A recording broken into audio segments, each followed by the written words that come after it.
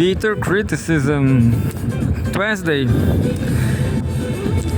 We are going to read Russia Today. Forbidden news for the free world.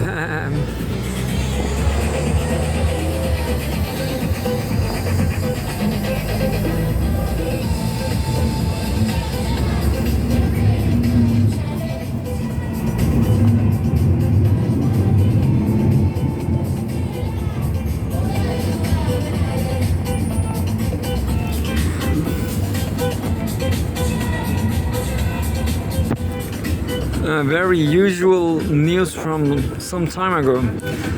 News about BRICS. News from BRICS that says February 17.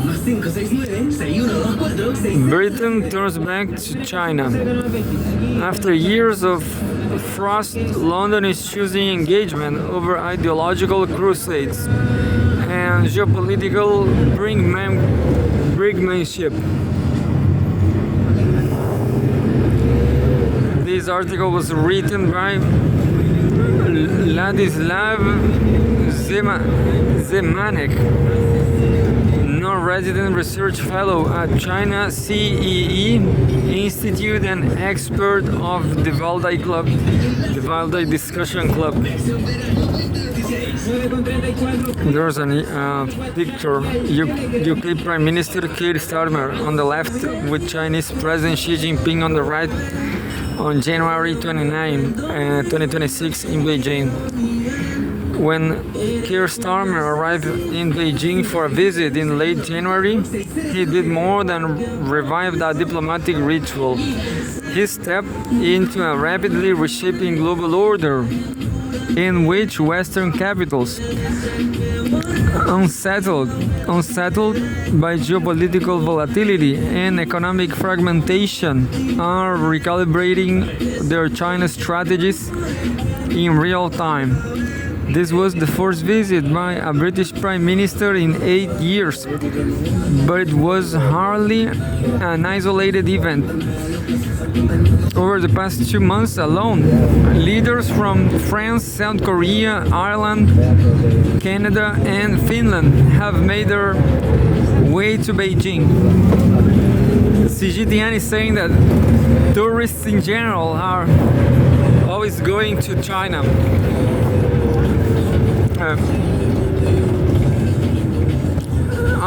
Recalibrating their China strategies in real time.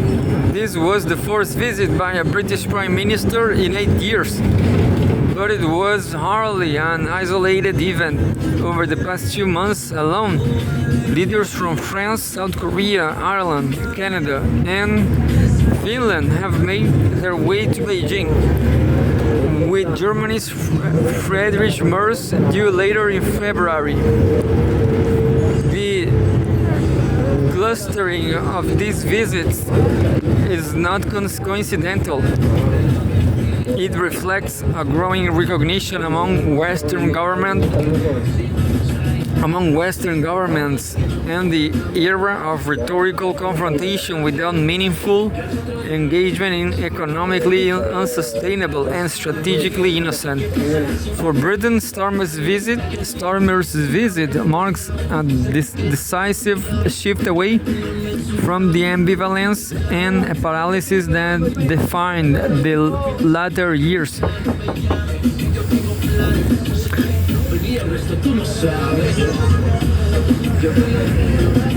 It also suggests that London, like many of its peers, is edging toward a more transactional and interest-driven relationship with Beijing, even as political mistrust persists. Starmer arrived with a delegation of roughly 60 senior figures from British business and cultural institutions, a signal that the visit was as much about commerce and diplomacy. Since taking office in July 2024, his government has been explicit about its desire to reset, quote unquote, reset relations with China and rebuild trade ties after years of strain.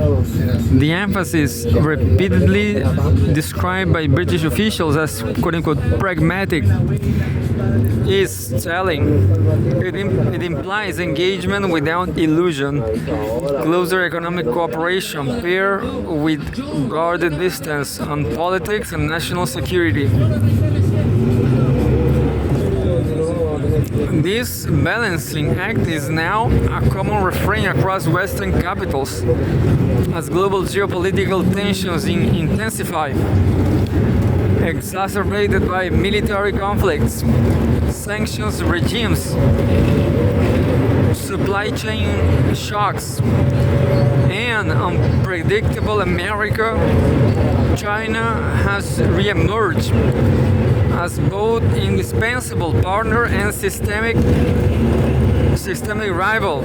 Britain's recalibration mirrors a broader European and transatlantic trend, managing exposure rather than pursuing decoupling and hedging risks instead of attempting containment. The economic logic underpinning Starmer Strip is difficult to ignore. In 2024, China was the UK's seventh largest export destination and its second largest source of goods imports, while bilateral trade has grown since the pandemic. Year-on-year flows have been volatile, reflecting both macroeconomic shocks and political uncertainty. More striking, however, is the trajectory of investment.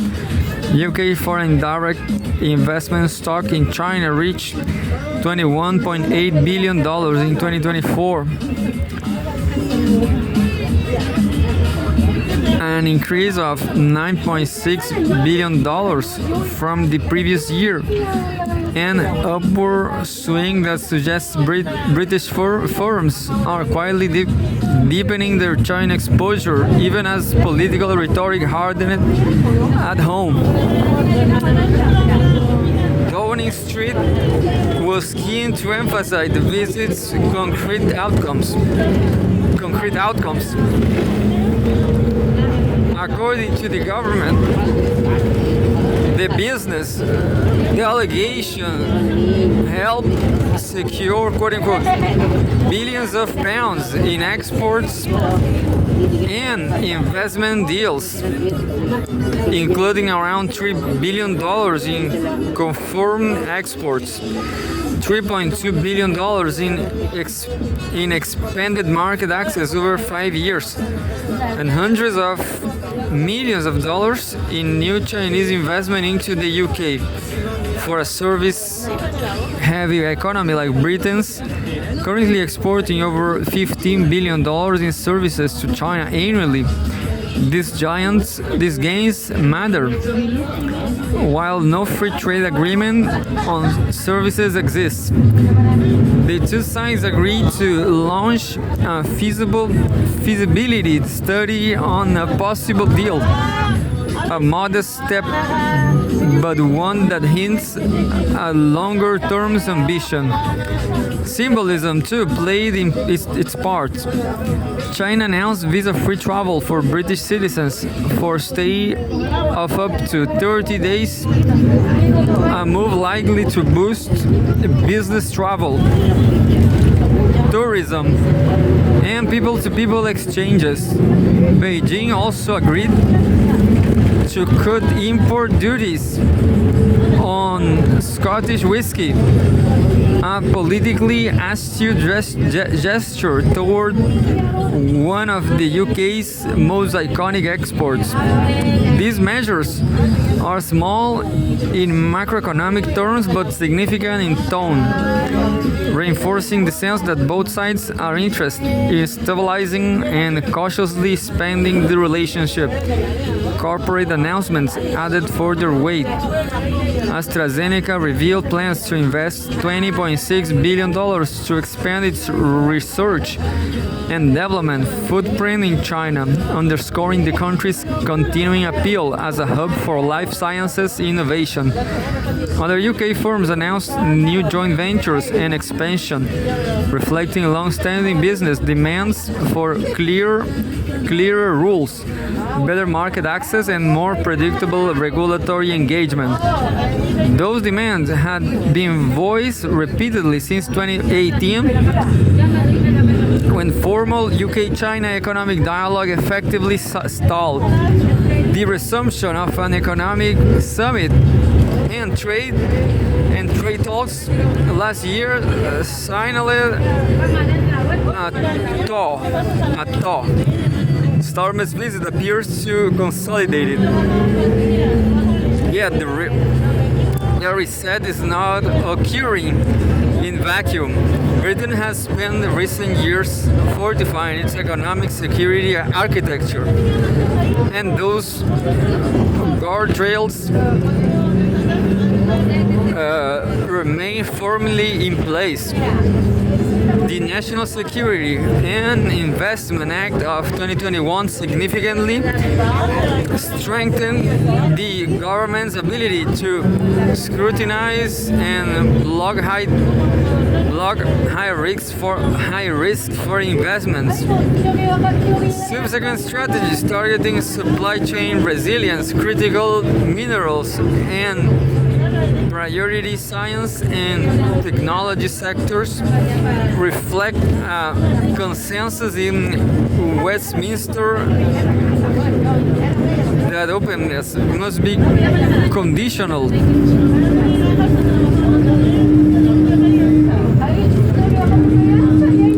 Starmer's messages in Beijing, therefore, was not one of naive engagement but of calibrated openness within defined limits.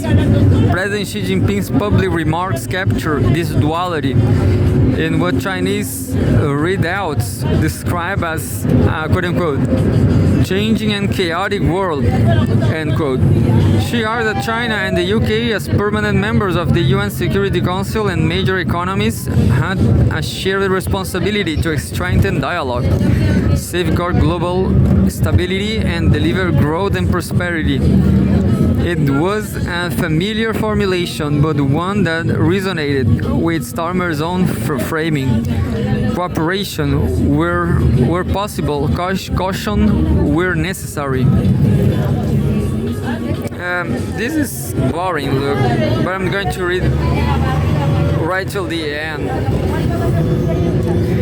The two sides also signed a series of memorandums of understanding aimed at improving cooperation in specific sectors, including product standards, health, sports industries, technical education, food safety, and animal and plant quarantine. Intelligence sharing on organized crime and illegal immigration was another area of agreement, highlighting a willingness to collaborate on practical security challenges even as strategic distrust endures. Not all tensions were swept aside. Human rights concerns, while less prominent during the visit, have not disappeared either. Notably, Beijing lifted sanctions imposed in 2021 on 6 British members of parliament, a gesture widely interpreted as an attempt to clear political underbrush ahead of renewed engagement. Starmer is under no illusion about the fragility futility of the debate, of the detente, but his calculation appears straightforward. Disengagement carries its own risks, and inertia is no longer a viable option. With the global trading system under strain, supply chains vulnerable to shock, and the US increasingly unpredictable, Britain is seeking to diversify its economic relationships while avoiding strategic overexposure. China, for all its complications, is central to that effort. There is also a longer game in play. Starmer has expressed hope that President Xi will visit the UK when it hosts the G20 summit in 2027, a symbolic milestone that would have been unthinkable only a few years ago. Whether that visit materializes will depend on forces far beyond bilateral goodwill. But the invitation itself underscores a reality that is becoming harder to deny. Yeah, I guess UK problems is all against Russian people. Britain is now rolling, perhaps inevitably, toward deeper engagement with China. The process is incremental, edged, and fraught with contradictions. But it is also increasingly difficult to reverse. Starmer's Beijing trip did not resolve the tensions at the heart of the relationship. What it did do was acknowledge them and then move forward anyway. In today's fractured global landscape, that may be the most realistic option London has left.